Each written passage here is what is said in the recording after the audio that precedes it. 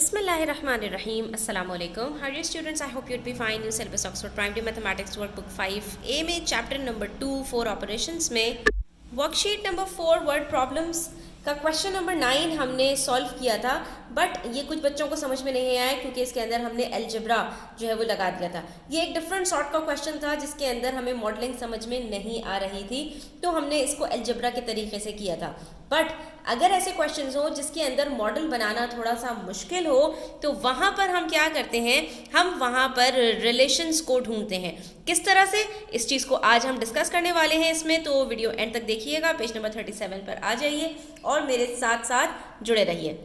तो यहाँ पर हमारे पास जो क्वेश्चन है वो ये है कि 3 बैडमिंटन रैकेट्स और 2 बेसबॉल बैट्स की जो प्राइस है वो $167 है, जबकि दूसरी जगह पर अगर बैडमिंटन हम कम कर दें और बेसबॉल बढ़ा दें तो एक बैडमिंटन और 3 बेसबॉल की जो प्राइस है वो कुल मिलाकर $163 है। अब अगर हम कोई रिलेशन बिल्ड करना चाहें तो हम बिल्ड नहीं कर सकते, क्योंकि एक जगह पर हमारे पास 3 बैडमिंटन है, दूसरी जगह पर 1 बैडमिंटन है, और एक जगह पर हमारे पास 2 बेसबॉल हैं और दूसरी जगह पर हमारी 3 बेसबॉल हैं।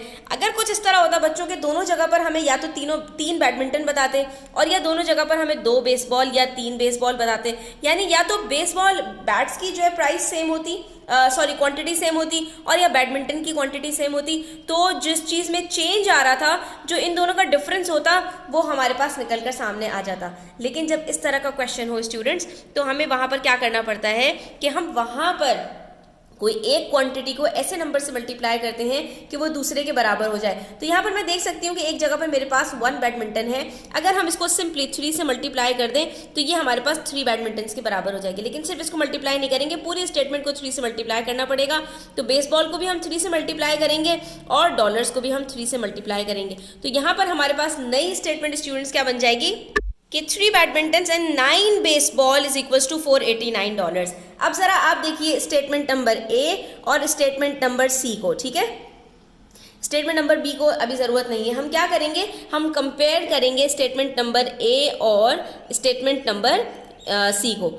तो अब यहाँ पर हमारे पास बैडमिंटन की जो क्वांटिटी है वो सेम हो चुकी है, सिर्फ जो बेसबॉल है उसकी क्वांटिटी हमारे पास चेंज है। तो इसका मतलब है कि ये जो $167 और $489 का डिफरेंस है, ये दरअसल बेसबॉल की क्वांटिटी का डिफरेंस है, क्योंकि दोनों जगह पर बेसबॉल की जब बैडमिंटन की क्वांटिटी सेम है तो इसका मतलब है कि इसके अंदर जो प्राइस है वो दोनों में सेम होगी। बाकी जो डिफरेंस हमें नजर आ रहा है वो सिर्फ और सिर्फ बेसबॉल का डिफरेंस है। तो हम इस क्वेश्चन को बड़ी आसानी से आगे सॉल्व कर सकते हैं स्टूडेंट्स। हम यहाँ पर ये कहेंगे कि भाई हमारे पास कंपेयर करने से जो डिफरेंस आ रहा है 9 - 2 का, कितनी बेसबॉल यहाँ पर बढ़ रही है। पहले 2 बेसबॉल की प्राइस $167 की थी 3 बैडमिंटन के साथ, अब 9 बेसबॉल हो गई तो प्राइस $489 तक चली गई। इसका मतलब है 9 - 2 जो हमारे पास बेसबॉल के बैट्स हैं वो दरअसल $489 - $167 हैं। तो ये स्टूडेंट हम माइनस कर लेते हैं, यहाँ पर हमारे पास आंसर आ जाएगा $322, और ये प्राइस हमारे पास है 7 बेसबॉल्स की।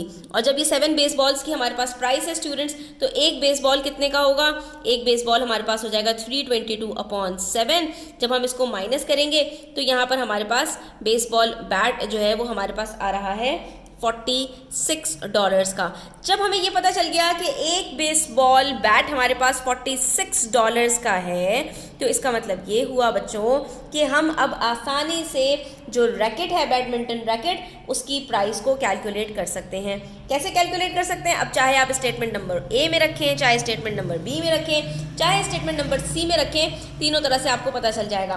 फॉर एग्जाम्पल, एक बेसबॉल बैट की प्राइस है $46, तो 2 बेसबॉल की कितनी होगी, यहाँ पर हम जरा मल्टीप्लाई कर लेते हैं इसको। 46 को 2 से मल्टीप्लाई कर दीजिए स्टूडेंट्स, आंसर क्या आता है हमारे पास, यहाँ पर आ जाता है आंसर $92, ठीक है। जब ये $92 का है तो इसका मतलब है कि ये जो टोटल हमारे पास प्राइस आ रही है $167, ये 2 बेसबॉल और 3 बैडमिंटन की है। तो अगर मैं इसमें से 2 बेसबॉल की प्राइस को माइनस कर दूँ तो ये क्या हो जाएगा, 167 में से आप 92 को माइनस कीजिए, हमारे पास यहाँ पर बच जाएगा $75, लेकिन ये $75 हमारे पास 3 बैडमिंटन की प्राइस है, ठीक है। यानी 3 बैडमिंटन की जो रैकेट्स हैं वो हमारे पास $75 के हैं। तो एक बैडमिंटन की जिसकी हमसे प्राइस पूछी गई है वो कितने का होगा, 75/3, और आंसर आ जाएगा आपके पास यहाँ पर $25। अब यहाँ पर आप चेक भी कर सकते हैं स्टूडेंट्स, ये देखिए यहाँ पर 3 बैडमिंटन और 2 बेसबॉल की। अब हमें बेसबॉल की प्राइस भी पता है $46 और बैडमिंटन की प्राइस भी पता है $25, ठीक है। तो 3 बैडमिंटन अगर हम यहाँ पर रख के देखते हैं तो यहाँ पर हमारे पास एक बैडमिंटन अगर $25 का है, उसको मल्टीप्लाई कर देते हैं 3 से, तो हमारे पास यहाँ पर आंसर आता है $75, ठीक है। दूसरी तरफ $46 को मल्टीप्लाई कर देते हैं हम 2 बेसबॉल से, तो हमारे पास आंसर आ जाता है $92।